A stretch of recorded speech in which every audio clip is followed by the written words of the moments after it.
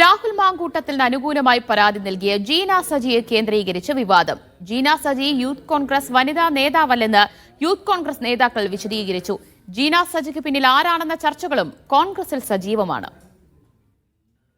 രാഹുൽ മാങ്കൂട്ടത്തിനെതിരെ ലൈംഗികാരോപണം ഉയർന്നതിനു പിന്നാലെ നിരവധി പരാതികൾ പോലീസിന് ലഭിച്ചിരുന്നു. ഇതിനിടയിലാണ് DGPക്ക് രാഹുലിനെ അനുകൂലിച്ചുകൊണ്ടുള്ള ജീന സജിയുടെ പരാതി ലഭിക്കുന്നത്. രാഹുലിനെതിരെ ഗൂഢാലോചന നടക്കുന്നു എന്ന സൂചന നൽകുന്നതായിരുന്നു പരാതി. ഇതിൽ ഗൂഢാലോചനയ്ക്ക് പിന്നിൽ ആരാണെന്ന് വിശദീകരിച്ചിരുന്നില്ല. ഇതിനിടയിലാണ് യൂത്ത് കോൺഗ്രസ് വനിതാ നേതാവ് VD സതീശനും രമേശ് ചെന്നിത്തലയും രാഹുലിനെതിരെ ഗൂഢാലോചന നടത്തിയെന്ന മൊഴി ക്രൈംബ്രാഞ്ചിന് നൽകിയ വിവരം പുറത്തുവന്നത്. അദ്ദേഹം അങ്ങനെ ഒരു ഇതിൽ പോകുന്നു ഞങ്ങൾ ആരും ഇന്നുവരെ വിശ്വസിച്ചിട്ടില്ല.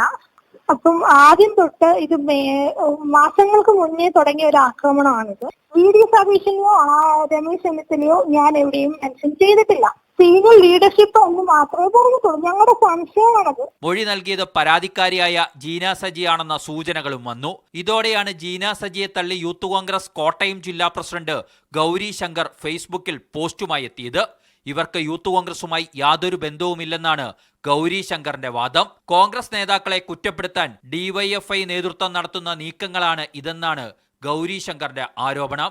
DGPക്ക് പരാതി നൽകുമെന്നും യൂത്ത് കോൺഗ്രസ് നേതൃത്വം അറിയിച്ചു.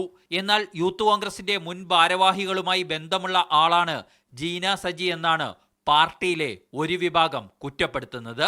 അവർക്കെതിരെ വഞ്ചനാ കേസുകൾ ഉള്ളതായും ആരോപണമുണ്ട്. മീഡിയ 1 തിരുവനന്തപുരം.